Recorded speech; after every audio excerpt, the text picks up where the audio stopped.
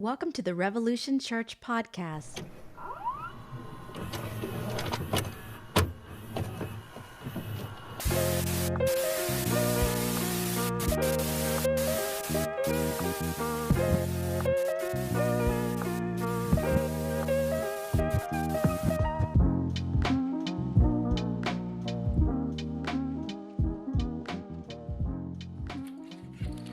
Welcome to Revolution Gathering. Another lovely Sunday day. Hope you're all well. Hopefully you can hear me okay. What's going on? Everything's going on.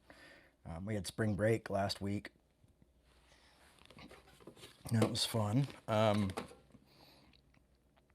My daughter Minnie got one of her ears pierced, but it hurt so bad that she only got one pierced, so now we match. Good to see you. We're going to be reading from the Holy Book today. Give everybody, already 5 people here. So, I like jackets, if you can't tell, and I got this one on eBay. I get jackets every now and then on eBay, and this is a company that was sued by Lacoste or by Izod. It's called Alligator, but I think they were around longer. And their emblem was an alligator. And Lacoste, of course, says theirs is a crocodile. So there you go. That's the story behind this jacket. It's a little, so I hope you're not all like hearing me scratch the whole time. I'll start rapping for you. Galatians, Galatians, Galatians. I cannot stop with the Galatians. Crazy week, folks. Crazy, crazy times to be alive. And, I'm wondering why it's so hot in here. And I realize that my kids have the heat turned up to 180, so I'm going to turn the heat down. So, talk to monks. Greet your neighbor. Turn to your neighbor and say, this is the day. No, just kidding. So we're still in Galatians 5. And we'll probably jump in that. I've had some interesting conversations, though, this week. I've got a few more job ideas that might be happening. Trying to talk to a Methodist church. Hopefully they'll call me soon. I'd be glad to just vacuum their church because I just want a little part-timer job. And I'm also applying to work with special needs kids. And so fingers crossed on that one as well. So been busy doing that. Had some interesting conversations on Instagram. I went on an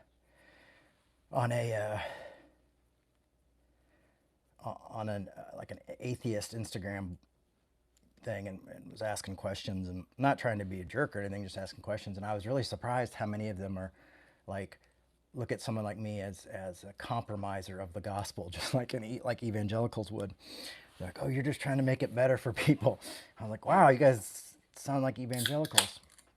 And I've always said, like, the difference, like, the only two people who read, the only people who read the Bible literally are fundamentalists and atheists. So, here's my joke. But some of you are atheists, and I'm glad you're here today, because I'm not worried about that. What, Jay? It's true. So last week, and we've been in Galatians for 12 weeks now, like a couple months, a few months. I'm surprised. I have a feeling we'll be done. Let's see, another week.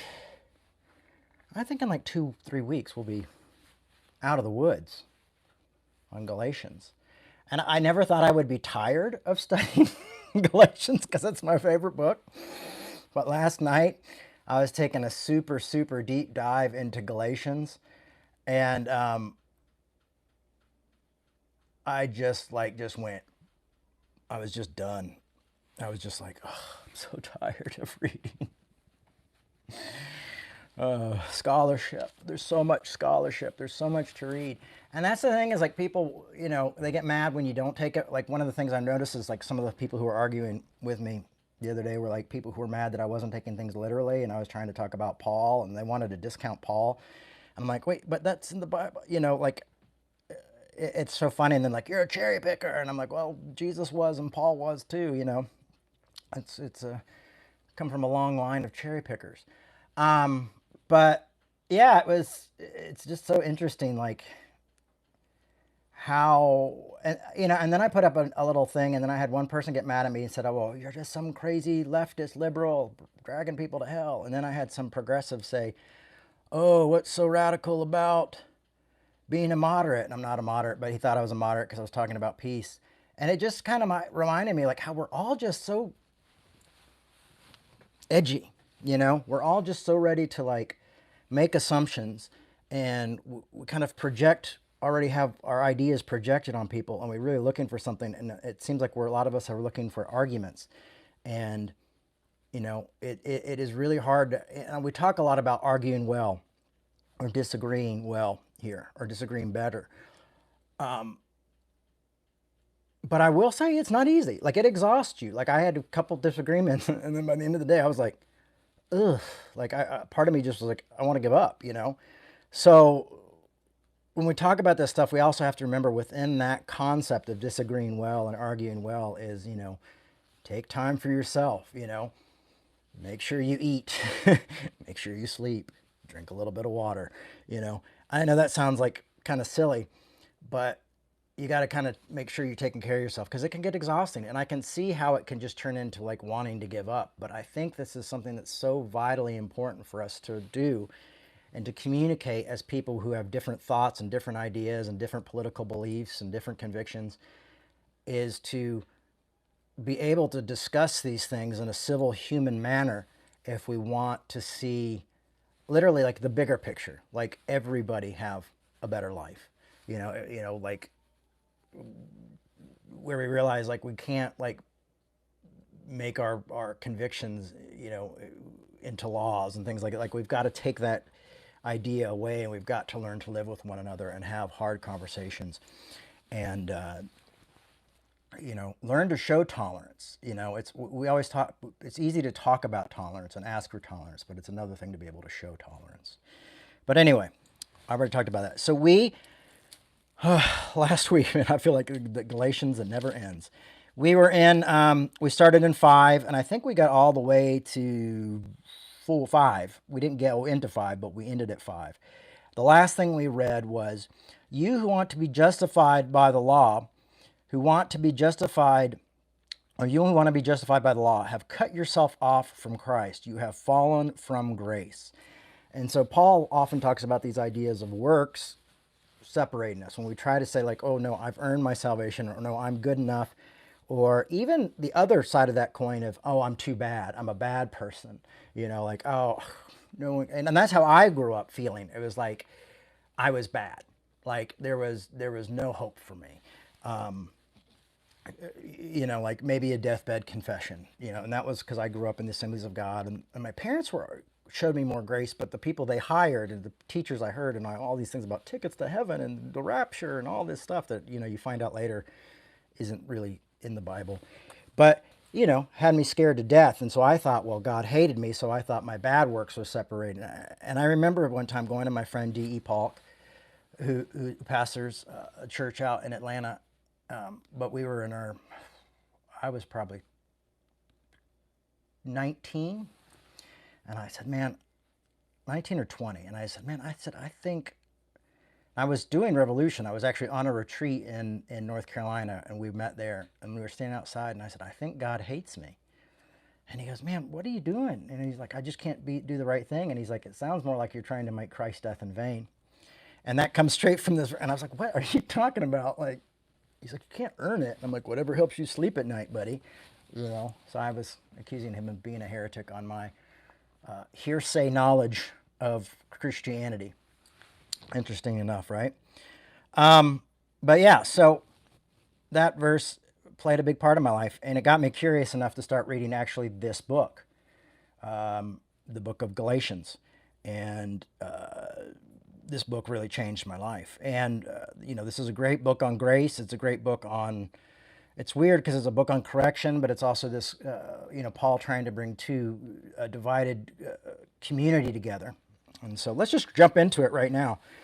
So 5 goes on to say, for through the Spirit by faith, we eagerly wait for the hope of righteousness.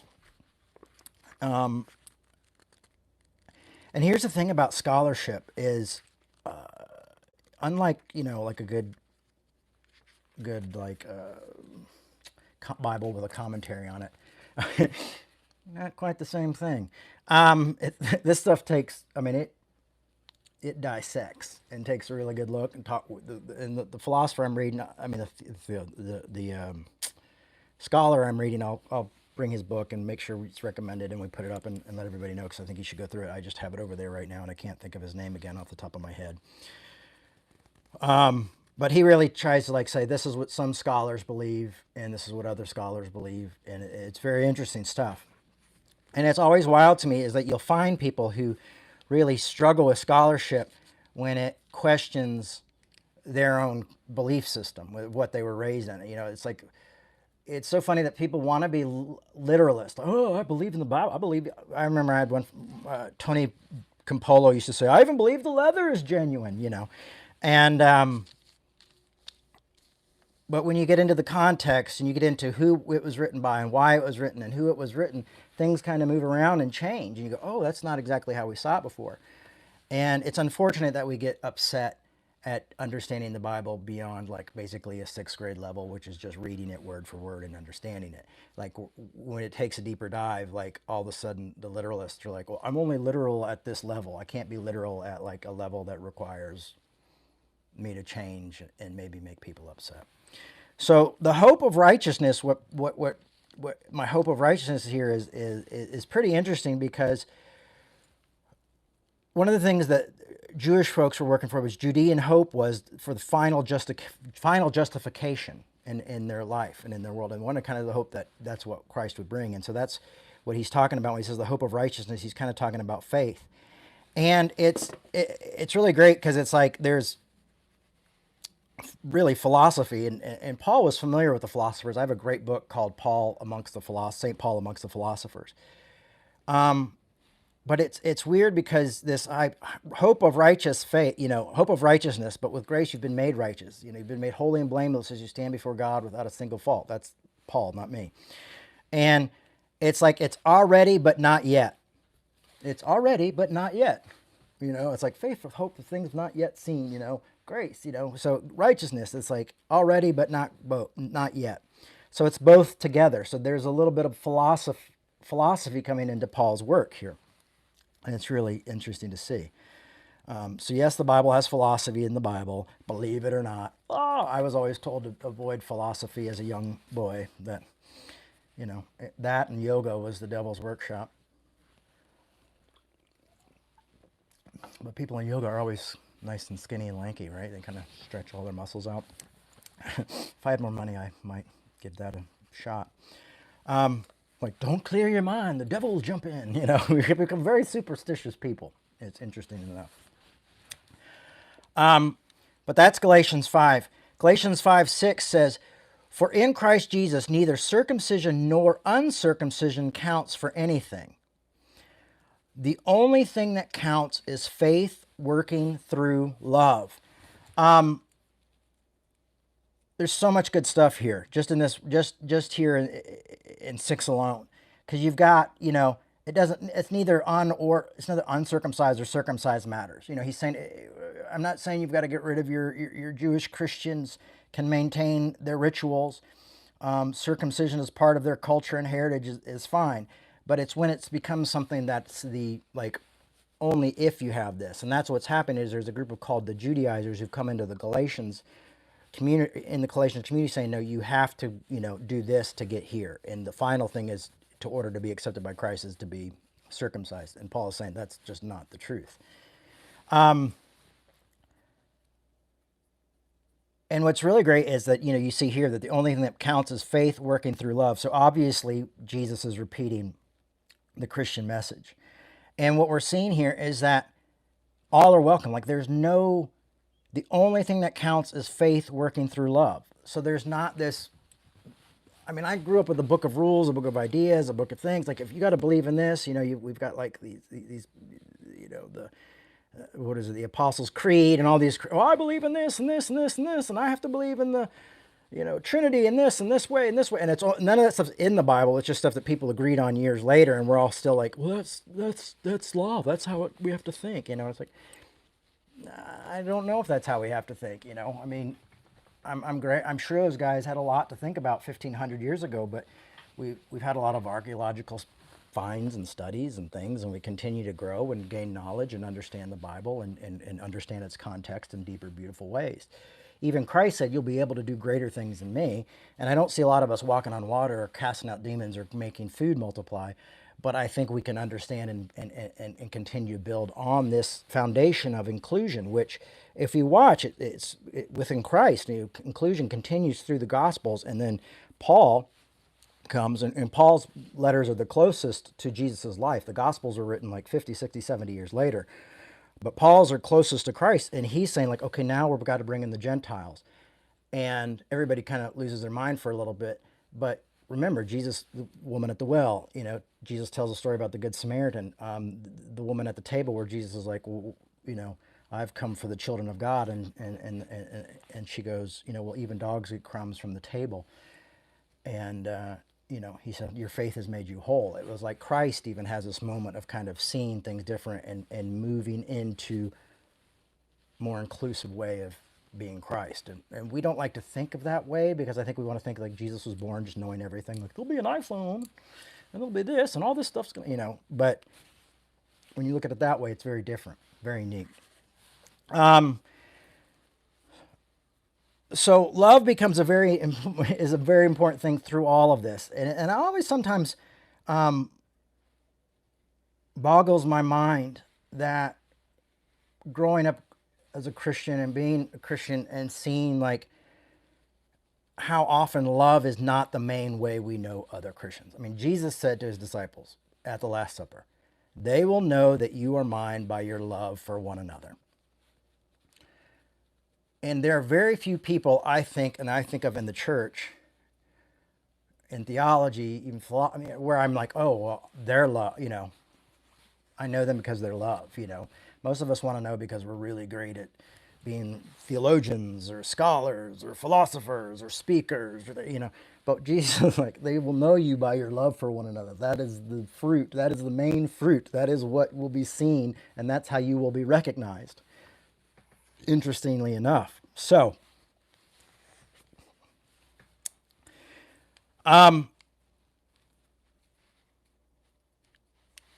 here Paul starts to add a little bit of humor and reflection into his talk after this, though. And this is really, I think it's pretty awesome and ironic and very human that this is what he's like. The only thing that matters is faith expressing itself through love. And then he goes, you were running well. Who prevented you from obeying the truth?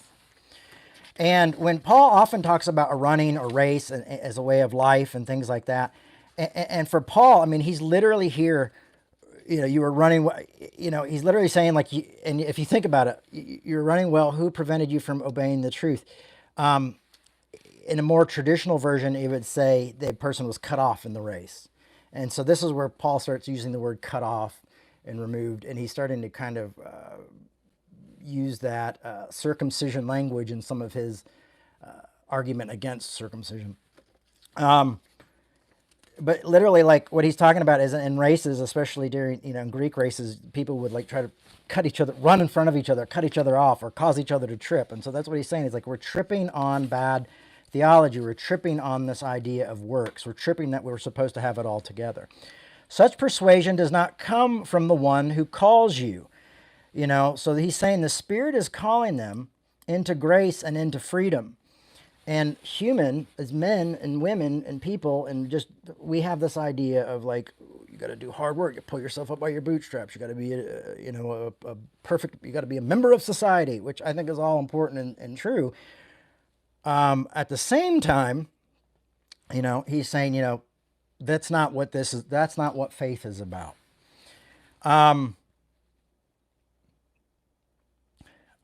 goes on to really hit it in 9. A little yeast leavens the whole batch of dough. So this is legalism.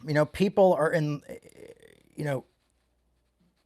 in this group, in this community, these legalistic teachers have come in and said, Jesus is good, and salvation, but it's not free. You need to practice these customs,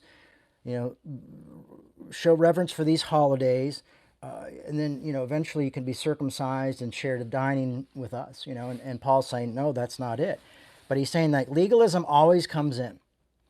And I've noticed this even like on, and we'll talk about this a little bit even further down, but often when you see people like who have a common enemy, and maybe they defeat that common enemy, or they become such a huge group that within that group they start to have who's really a part of the community, and then you'll start to see infighting often in these big communities that are especially focused on being against something, or tearing something down, and that when all of a sudden they lose that target, then each other become the target. Or if the target becomes impossible to reach, that often they'll become the target. And that's legalism. And it happens in people groups, not just in the church, but just happens in humanity altogether. And so he's really warning against this judgmental attitude, I think, that a lot of us probably experienced in church. And if you're watching church on Sunday on YouTube, you might be doing that because you are tired of church, or maybe feel hurt by the church or whatever. So people turning on other. This is the old saying, this is like the old saying that one bad apple makes the whole batch, or whatever, one bad apple turns the whole batch bad. I don't even know this old saying. But the big, concern here is that these guys need work and control, and that's what's spreading. And it just often makes sense, like, no one's going to love me just for me. But Paul is talking about something that's infinite. And we're awfully in a finite mind. And our finite minds always will go back to the idea of that nothing's really free. It's way too good to be true. I mean, that's how I felt when I first heard about grace. It's like, this message is way too good to be true. I don't know how I can do that. This can't be true. I remember calling my dad one night when I was studying this for the first time. And I was in my 20s, and I was like, Dad, I'm reading about grace, and why didn't we talk more about this? And why didn't you hear more about this? And he's like, well, son, we asked, sometimes it just felt like it was way too good to be true. And I was like, oh, okay. And so that's why I grew up feeling like it was, obviously too good to be true. I had kind of taken that off of my father and people around us, is that, well, God loves you. It's like those things where it's like, altar calls growing up never made sense to me, especially later in life. But like this, like, everybody, your free gift, every eye closed, every head bowed. Do you want to come to Jesus? No one's looking. You just do it. And then you do it, and you say the prayer, and then it goes. Then the guy always goes like, "Now I want you to come up here to the front, because it says if you deny me in front of me, you deny me. If you're afraid of me, to deny me in front of my friend, your friends, I'll deny you in front of the Father," or something like that. And I was just always like, wow, bait and switch. It's like, I have a free gift for you. You dangle the car keys and go, here it is. Now there's going to be a bill that comes every month that you have to pay. Well, but you said it was free. Well, I'm giving you the keys, but you're still going to have to pay the bill. Grace is free, and all you have to do is sacrifice everything. So it's sometimes feels like a little bit of a bait and switch here that we do with one another. And in a way, we fear grace, and we don't trust that there's a spirit within it. We don't trust that it's something that's greater than us. We don't think that it's really infinite. We start to think of it as in a finite way of everything we else. Love is finite, infinite. I was married and divorced, that type of love. I've had friendships fall apart, So it must be fine. So if I really want to please God, I got to do something, because, that can't be right. But that's finite thinking about an infinite idea. And if you think about it, love really does pass on and pass on. If you find out somewhere later, like someone gave up their life or did all this, like, why? Because someone, was nice to them when they were poor and bought them a sandwich or something like that, and it changed their life, And that's how we as finite beings experience the infinite of love, is in a way, it's like passing it on, paying it forward, but freely. Galatians 10, 5:10. I am confident about you in the Lord that you will not think otherwise, but whoever is in this confusing you will pay the penalty. He's saying, like, we talk a lot about scapegoating here. Like, hey, people on the left, don't scapegoat the right. People on the right, don't scapegoat the left. But there's often people who do bad things in either side or both sides. And it's not saying, like, you're not scapegoating someone if you're going, like, here's the person who's the problem. If you're confronting someone and saying, hey, you're bringing in judgment or you're bringing in legalism, this is making grace in vain. By confronting that, you're not scapegoating that person if they're the person doing it. It's when you go, oh, well, that's what all the evangelicals do, or oh, that's what all the progressives do. They all do that, and that's when you start using those all words and those umbrella words, and they start to become very, like, scapegoating rather than confronting the issues where they're really at. And so that's what he's talking about there, and that the penalty is hopefully being confronted. But we'll get into that another day. We have so much to cover today. But you'll see that Paul is really dealing with this. In 11, it goes on to say, but my friends, why am I still being persecuted if I'm still preaching circumcision? In that case, the offense on the cross has been removed. So he's saying, like, if we rely on circumcision, if we rely on this, then the idea of crucifixion is made null and void, basically. Like, it just doesn't, it's like, it's not quite good enough. And Paul, I'm sure here, when he's saying if I'm still preaching circumcision, is that's probably what his critics were saying, like, oh no, Paul really means you should be circumcised. Or they're either like, Paul's not really an apostle, or they're saying, oh no, Paul really agrees with us. And Paul's like, no, I don't do this. And they don't want to be offended by the cross. If I was, otherwise I would just be preaching circumcision. I'd be preaching works. I'd be preaching this stuff because the cross is offensive. And this is very true, because the cross was a stumbling block. The stumbling applied to Jesus being executed, Jesus' execution by the Roman government, a person who was hung on a tree, cursed. The cross was an obstacle for so many people, especially at this time of going, like, they said some of the first, one of the first earliest drawings they found for Christianity was a drawing of a God on a cross, and it was like mocking, like, the crucified God or something like that. But it was made to mock, like oh yeah, your God was hung up, your God was killed by Rome, or that's a big God. It would be like us saying, like, oh, Jesus was, killed in the gas chamber, our Savior, our Lord. You'd be like, that seems a little suspect to me. And it was very suspect at the time. And it's so really interesting to me that that's something that we don't, we've become so used to the story that we don't consider that when we're reading the text. We don't put those things within the text often, or we automatically think, like, well, what Paul's saying must go along with what this is saying in the Gospels, even though Paul came first. I mean, it's really interesting when you start to take a look at it within its time and within its context, and when it was actually written, things you go, oh, you start to see things differently. And if you want to say that's people-pleasing, the having knowledge about a faith and a religion that you believe in, and actually teaching it what you feel correctly is people-pleasing, you're going to think anybody who tries to do that with any group or work is, oh, you're just trying to please people by saying, whatever.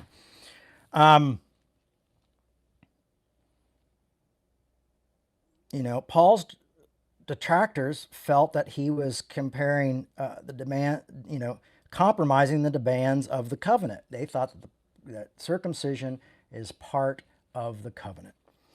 And Paul's compromise. That's what they were saying. And a thing else at the time was that nationalism, Jewish nationalism in Judea, was on the rise at that time. And they felt that Paul, by saying, well, Gentiles don't have to be circumcised, because they're saying, like, hey, if Jesus is the Jewish Messiah, we should keep these things. So they felt that Paul seemed to be having, watering down their heritage, watering down these customs, these sacred things they held separate, and they were also, worried that the uncircumcised could make Rome suspect of Gentiles exploiting the privileges that Jews had in Judea, like coming in. It's like, oh, well, we're part of the church, we're Christians, but that comes out of the church. And then the friend like Rome, like I said, oh, well, now you don't want to fight in war. Oh, now you don't want to do these things. Oh, you want to avoid from this. They felt that there were all these reasons, like, well, they could hurt us. What if they come in and they do this? And what if they don't react, and what if the powers that be question us? Like, there's so much worrying about what others think, what the government thinks, what's happening, and Paul's saying, like, you guys want to continue all this stuff because, you think just preaching the crucified Christ alone is enough, and here I am saying, like, the humiliated God, the God who dies, you're afraid to preach that alone. And so obviously Paul shows that there was a lot of questioning of the messages of Christianity at that time.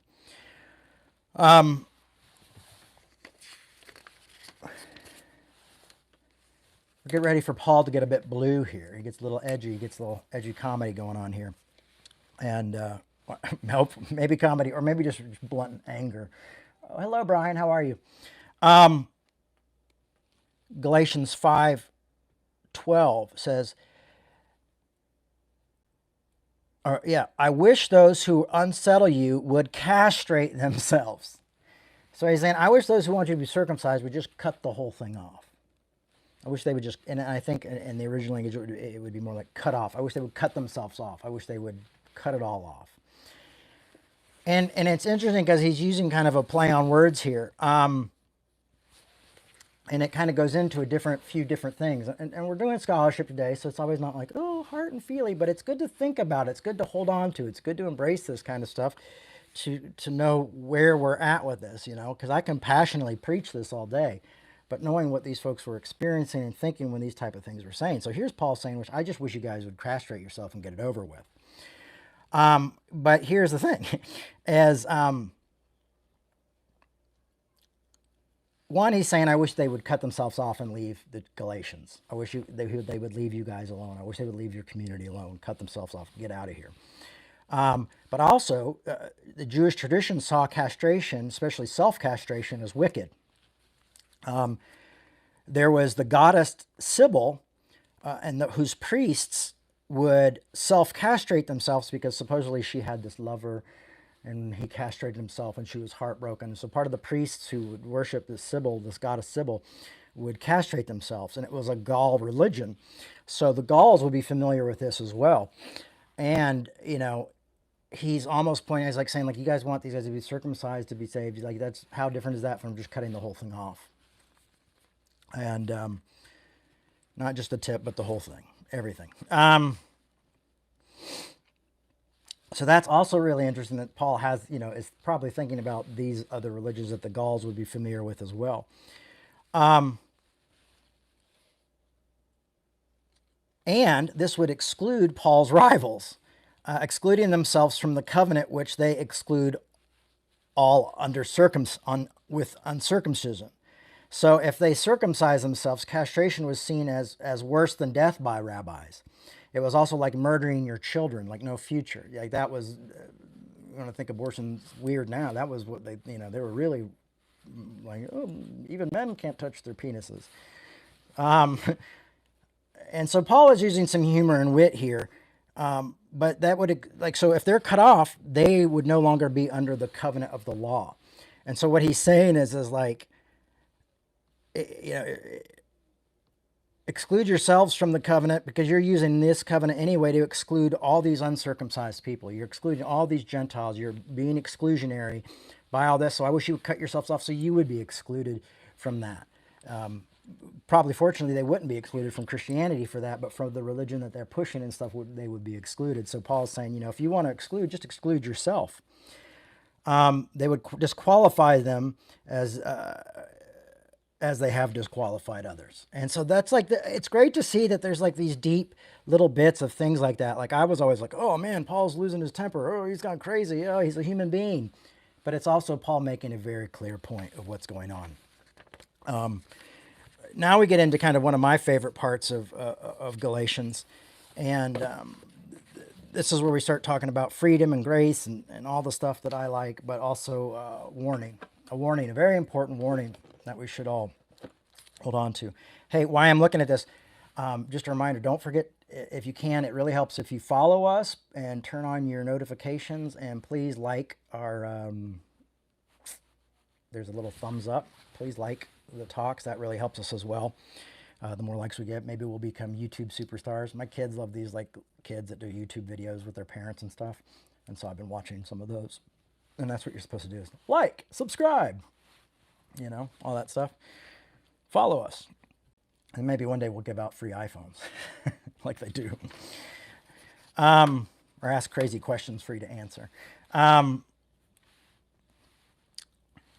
Galatians.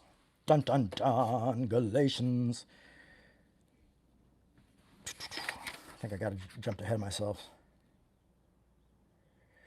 12. No, we did 12. And now we get to jump into, 12 and 13. Let's not forget. For you are called to freedom, brothers and sisters. Only do not use this freedom as an opportunity for self-indulgence, but through love.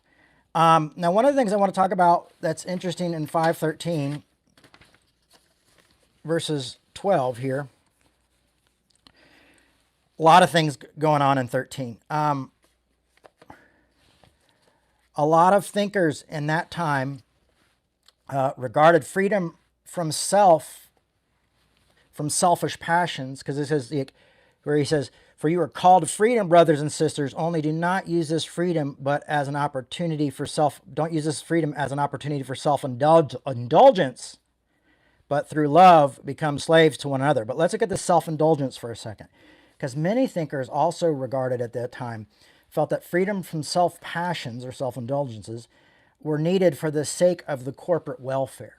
You were in a community of people where they all depended on you. Like there were people who fished and people who hunted and people who made the food and people who took care of the animals and people who built the tables. It wasn't like you just go and go like, oh, do I want to go to Home Depot, or do I want to go to the house shop, or do I want to go to, it wasn't like life is now. That's another thing, is like, I just think we just think within our own limits of time and we don't take these deep dives. But like if you left the community, you could be dead. Or if you were so important to that community, you could really hurt that community. Like, oh, our main hunter is dead, or oh, our house builder is dead, or, the doctor's gone and now we're all going to die from, all these different people played such a vital importance. So having selfish passion, indulgences would often cause you to not be a productive member of that community. And so that's the importance of seeing time and context and community. I mean, you wouldn't know someone like me at that time who's lived in like 30 different cities. There just probably wasn't happening a lot at that time.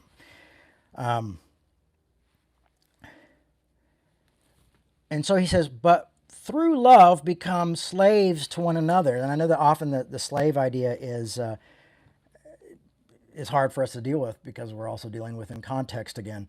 But when he says become slave through love, what he's saying is a reciprocal, a hierarchy that turns both ways.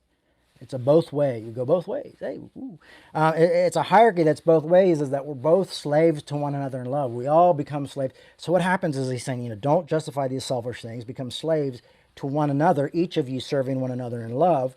What happens with that? Then you have a community that works things out, talks out the hard stuff, does the stuff, doesn't reject each other when things get bad. They love each other through that.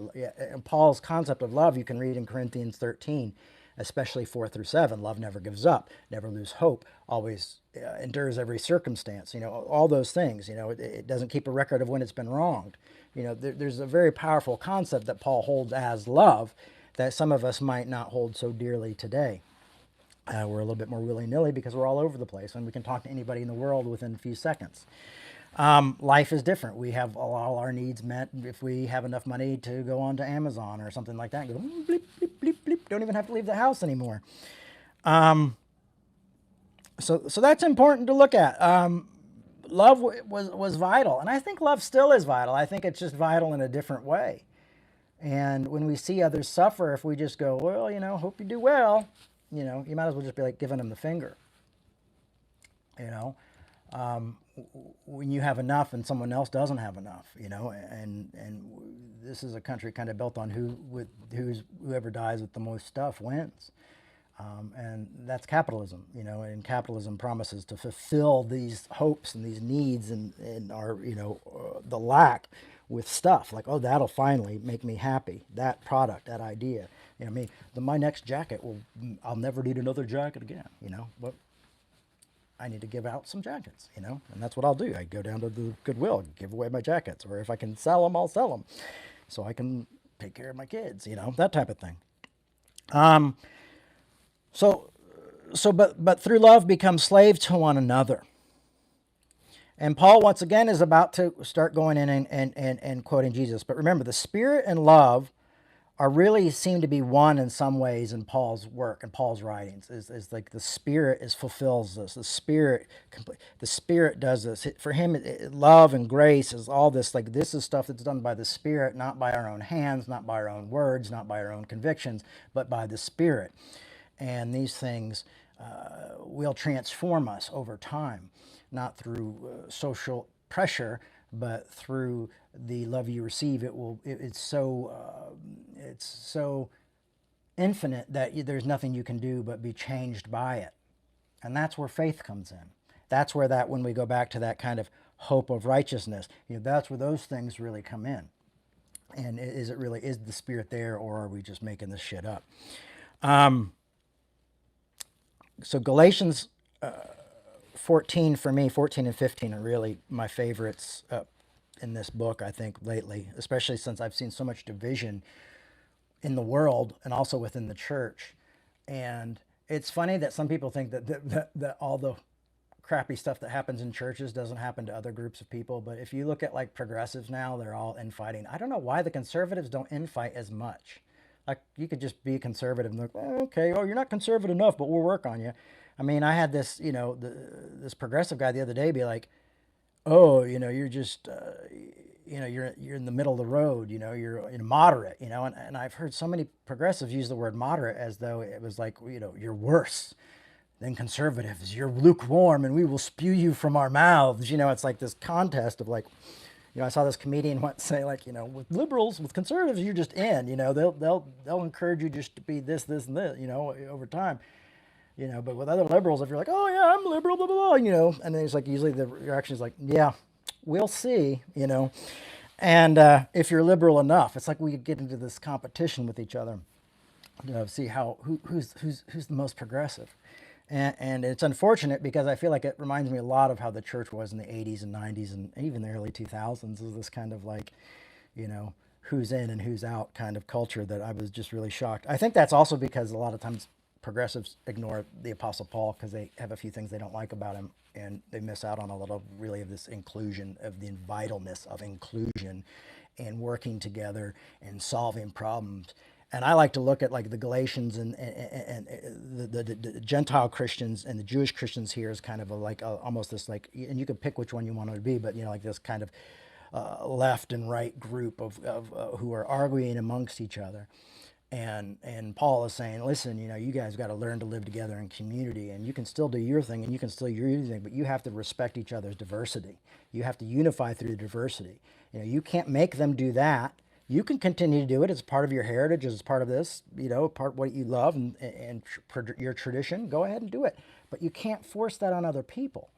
And how strange is that from Christianity, where we seem to be the ones who always want to force, our convictions onto the government or onto others. I mean, it's a shame. It's a real shame.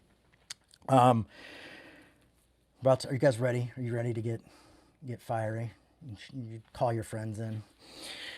It's going to get good. Galatians 5:14. For the whole law can be summed up in a single commandment: you shall love your neighbor as yourself. Just put a heart up if you heard that. For the whole law can be summed up in a single commandment: you shall love your neighbor as yourself. Okay, good. I see those hearts. Yes, I see that heart. I see that heart. Yeah, I see that hand. I see that hand. I see that hand. I always wondered if pastors do that just to try to get more hands up if they're actually seeing all those hands. But yes, thank you. Oh, there you go. Look at that. Hearts galore. For the whole law is summed up in a single commandment: you shall love your neighbor as yourself. When Jesus was asked about what are the most important commandments, and this was often, the Pharisees trying to trick Jesus, the religious teachers trying to trick Jesus, and Jesus is like, the two most important commandments are equally as important. Love God with all your heart, and equally as important, love your neighbor as yourself. And as an armchair theologian and an armchair philosopher, I have sat and gone, I think that means, what do I love when I love my God? I think that means I love other people, and not just the people I like. Because Jesus changes things. I remember the scene in The Dark Knight where the Joker goes, you change things. Things are different now. Like there's no going back.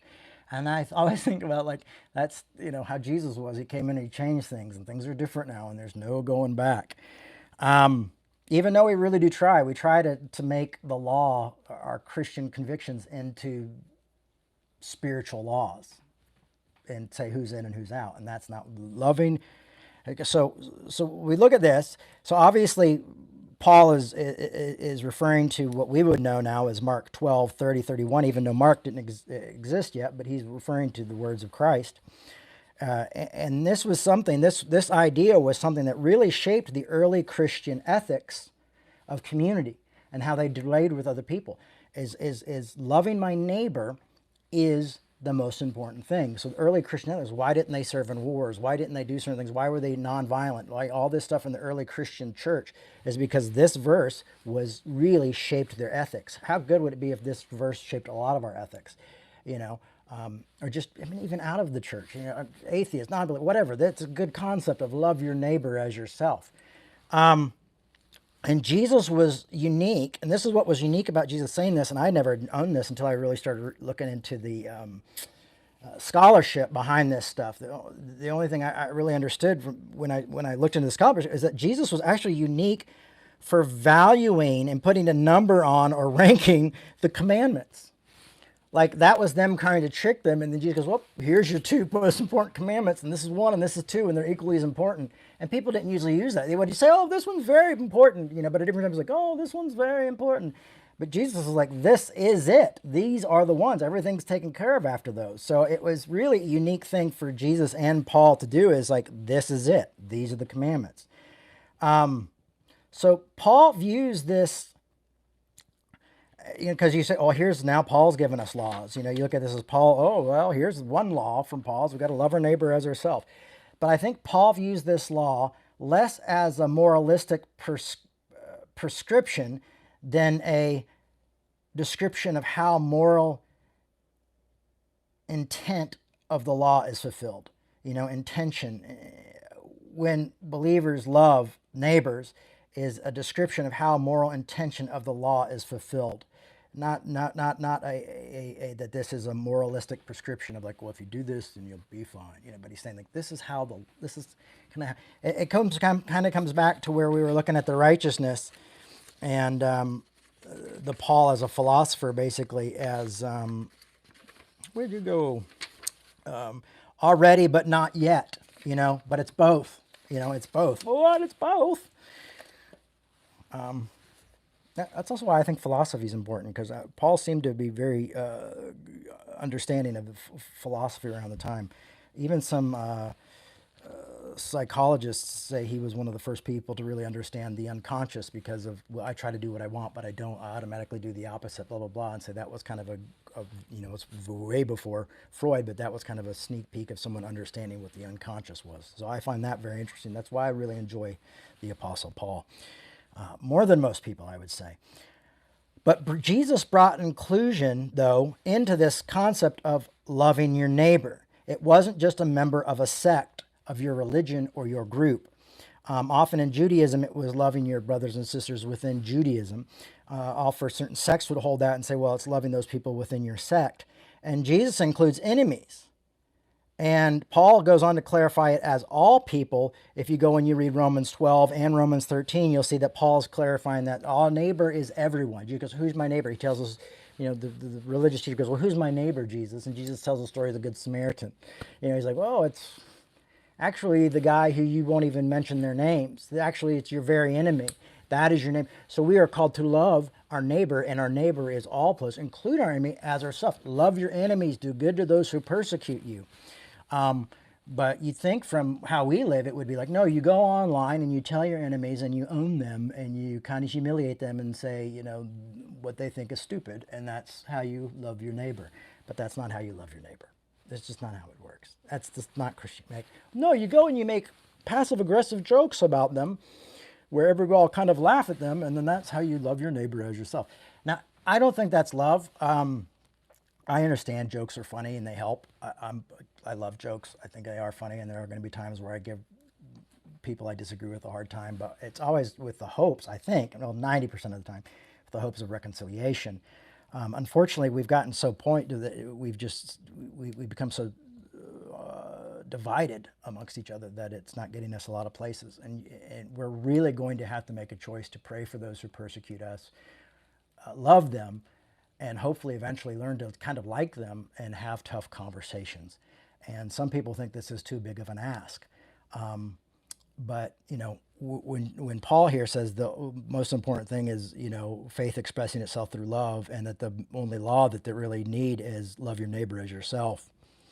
It's time to start questioning, like, well, do I really follow Christianity, or is I'm just kind of a fan of it,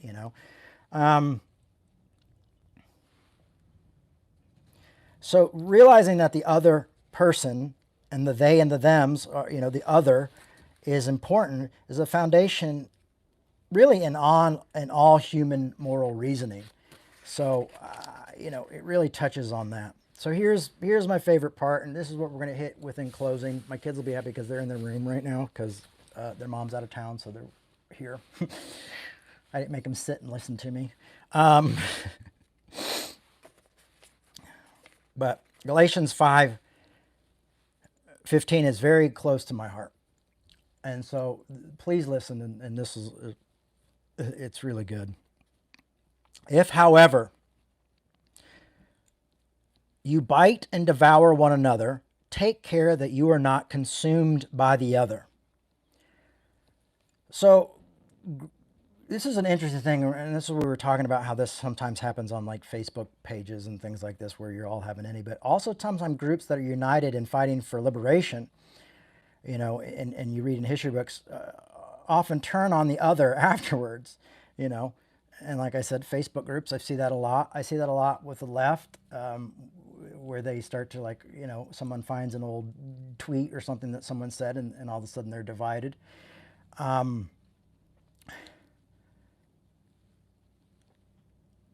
And Jesus and Paul both spoke of religious leaders often devouring the other, devouring the widow, or devouring people with impossible concepts. So here's this. This is a big one for me, only because I know what it's like to be bite and devoured by other people. I know what it's like to watch your loved ones and people you care about being bit and devoured by both sides. That was the thing about growing up with my parents and their big scandal in the 80s, was that, the conservatives turned one way and said, oh, they're sinful and they're bad, and then the people on the progressives were always like, oh, well, they were always a little weird with their makeup, and then that whole water park thing, and everybody kind of celebrated for different reasons. But it was a lot of biting and devouring. And I'm actually surprised my parents lived as long as they did. Or my dad's still alive. But, he's not the same person.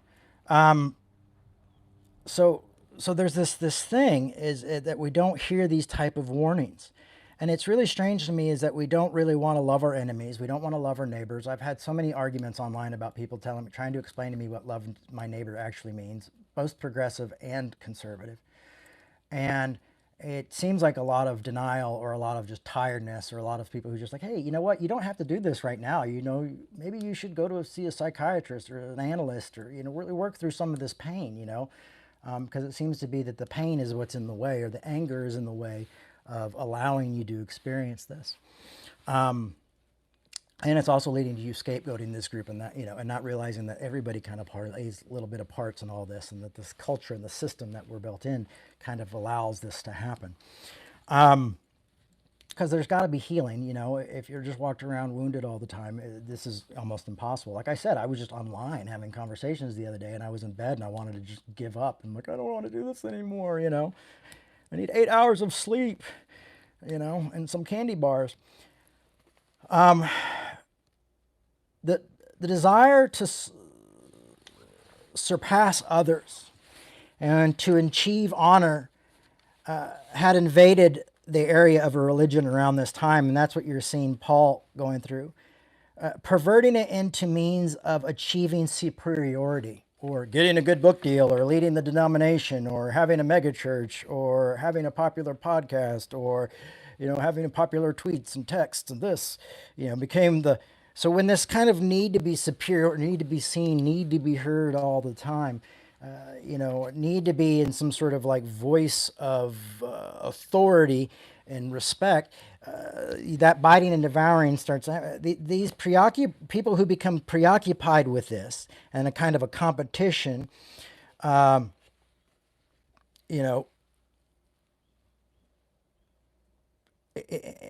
the worry of what people under them, how people under them act, like,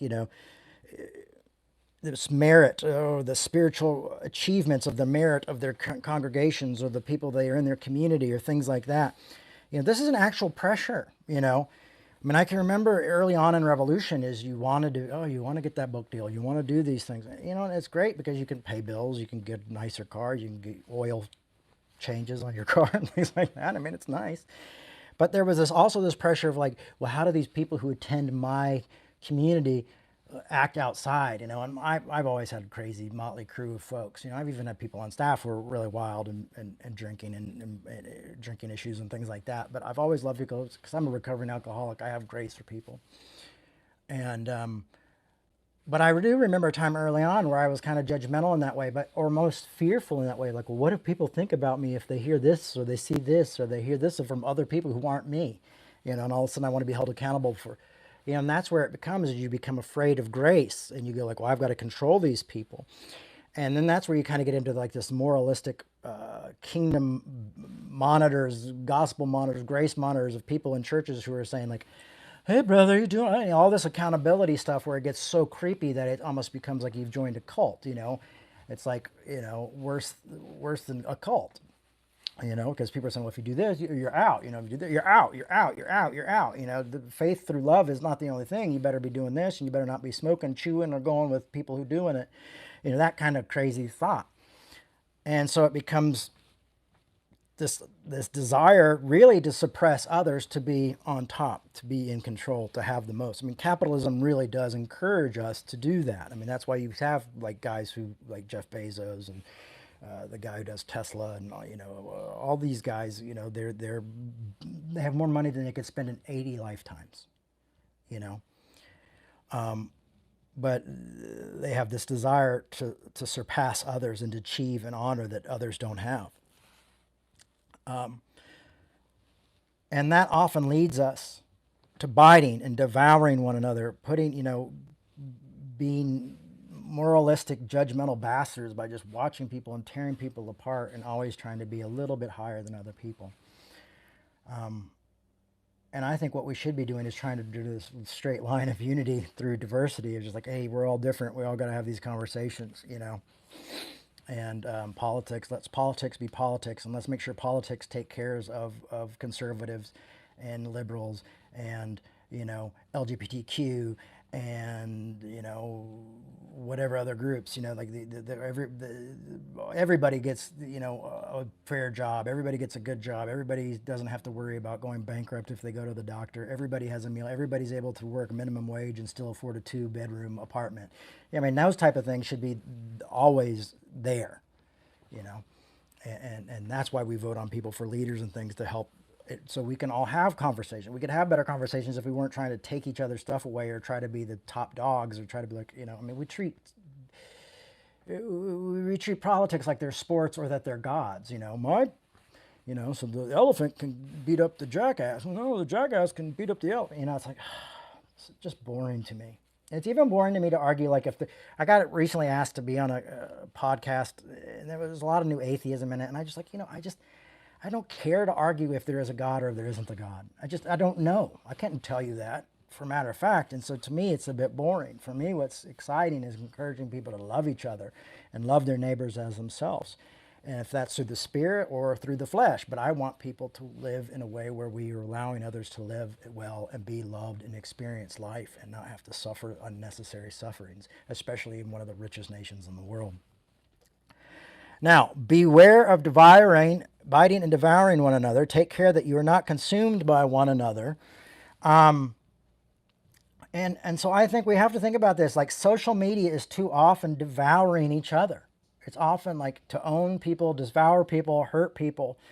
And we all probably have firsthand experience from that. I know I do. And I've probably been the devourer at times. And, I apologize for that.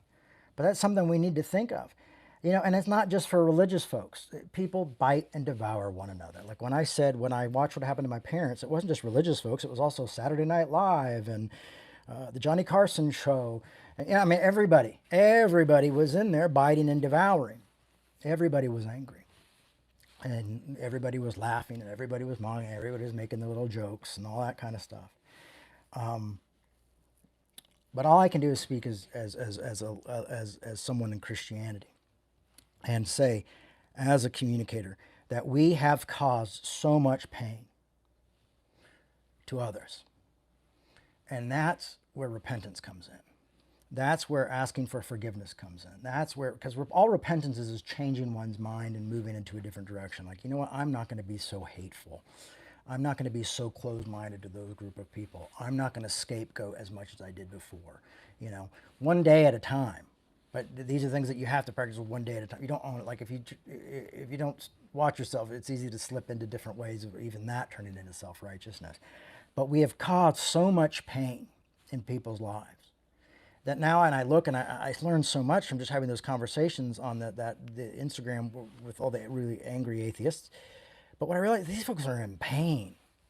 And they're rejecting the very thing that hurt them. And then I come in and say, well, it's not quite like that. That maybe nullifies their pain or makes them feel like I'm not recognizing their pain and their justification of their pain. Whether it's true or not, their pain is real. So a literalistic version also gives me great pain when people use that type of legalism against me. So I think we've caused so much pain, and you can see that all over the place.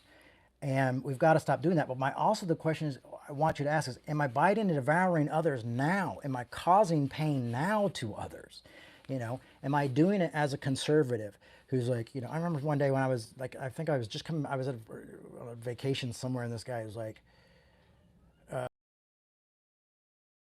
your feelings. I feel like that's like, you could just put that on a Biden shirt and a Trump shirt and whatever. All these people are like, feelings, who cares? Oh, they should be in prison. Oh, they should do this.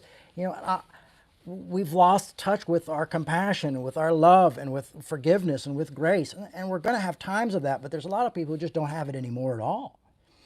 And so for me, I'm like, how can I even preach Christianity if we can't even talk about, having hard conversations, if we can't even talk within the church itself, and that we continue to just bite and devour one another all the time. We are so divided. So my hope is that folks like us, folks listening here, and myself, will continue to do this work to try to make things better in this world. I believe that this is how Reformation happens, is through trying to look at what Paul's work was doing here and warning us of what's going on here, and us going out and communicating this in our life every day with each other. And maybe learning better ways to have conversations online as well. Some of my friends get really angry when I disagree online. But I'll tell you what, usually those disagreements become to at least agree to disagree or some sort of mutual respect. And that's why I do it, I did it one time with a guy who was attacking a good friend of mine who was attacking Pete Rollins for some reason. And I just stayed on there. And the guy and me ended up talking, having a great talk. And then a friend of Pete's, when I was visiting Ireland, said, "You should become a lawyer, mate," And but my idea was just like, we got to talk this out. We'll get past thinking each others are bastards and assholes, they'll become a common ground. Even like the atheist Instagram thing, I ended up direct messaging the guy, and he's like, "Hey, do you want to have a conversation?" I was like, "Sure." And then he got back to me. He's like, "Do you really want to have a conversation? Because I'm not hearing from you." And I'm like, "I'm with my kids." He's like, "Oh man, have a great week with your kiddos. We'll just catch up later." We can find common humanity with each other. And I know this seems impossible, but I've just finished, and I'm working on a second book, reading a second book about John Hume in Northern Ireland, and how he took place in the peace process, and it took like 30 years within his life, and all these failures and all these up stuff and all this great stuff, just different things happening, and but it took patience, it took failures, it took falling on his face, it felt hopeless, but literally they found a peace process where everybody got something and everybody lost something. There was compromise involved, but there was a peace process. Now, this is one of the greatest places in the world. I love Northern Ireland. I love Belfast. I was never there during the Civil War that they had. But you can see the fruit of John Hume's work and the other people who worked with him. And he worked with people who weren't always on, he was a Catholic, but he had Protestants within his own group.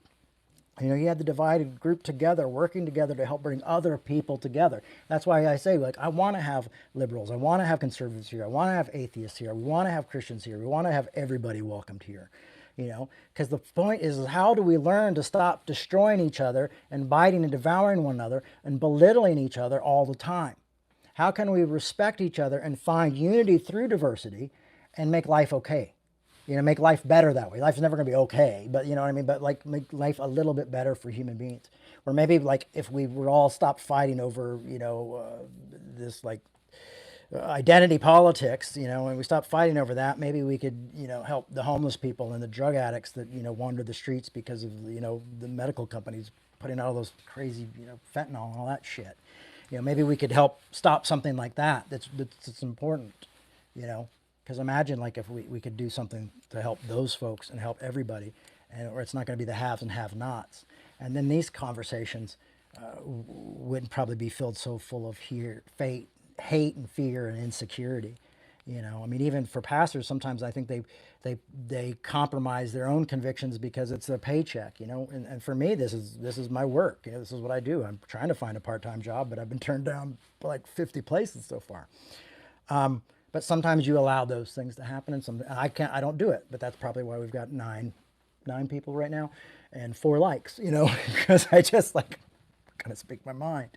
But I think ultimately this is what leads us into a better place, a better community, and a better world with each other. And you folks are called to that. I am called to that, and that's why we meet here on Sundays to talk. I talk about it, encourage you, and hopefully keep you encouraged. And the great thing is this isn't just me coming out saying this is what I think, and this is how I'm going to interpret the Bible. This is from literally in-depth scholarship that takes me hours and hours and hours to read and dive in and write out and think about and go through.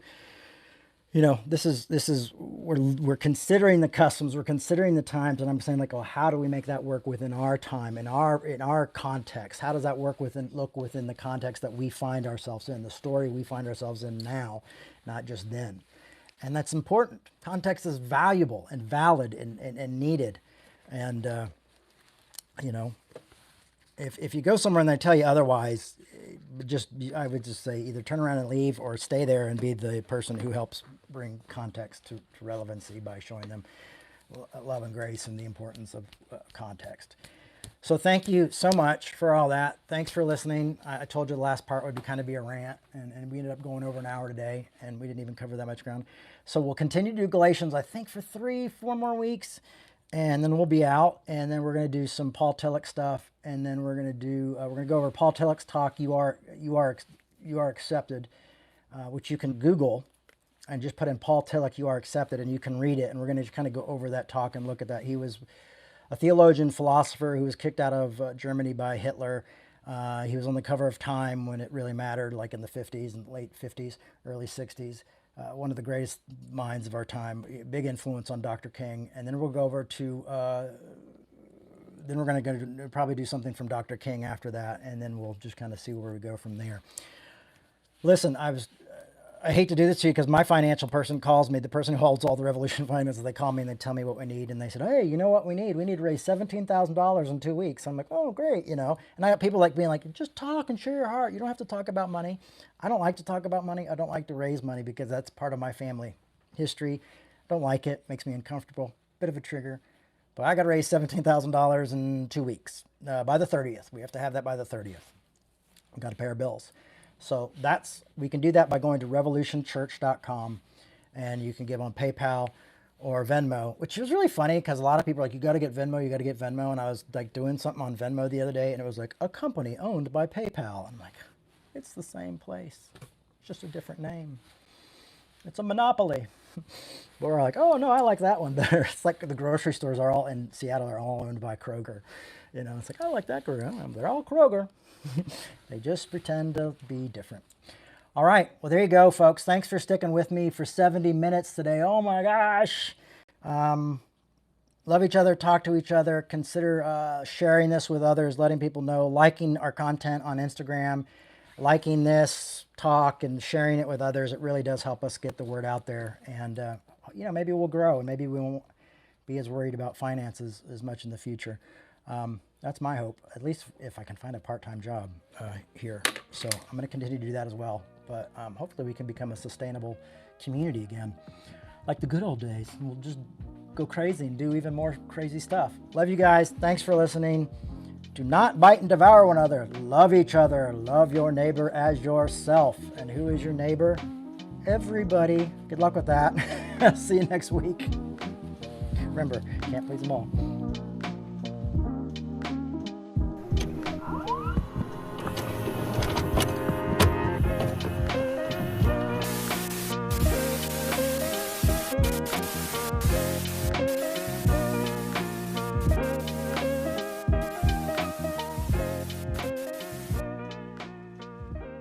Thanks for listening. We hope you enjoyed this podcast. To make your 100% tax-deductible donation today, please visit revolutionchurch.com/donate. You can also learn more by clicking the donate section on the website.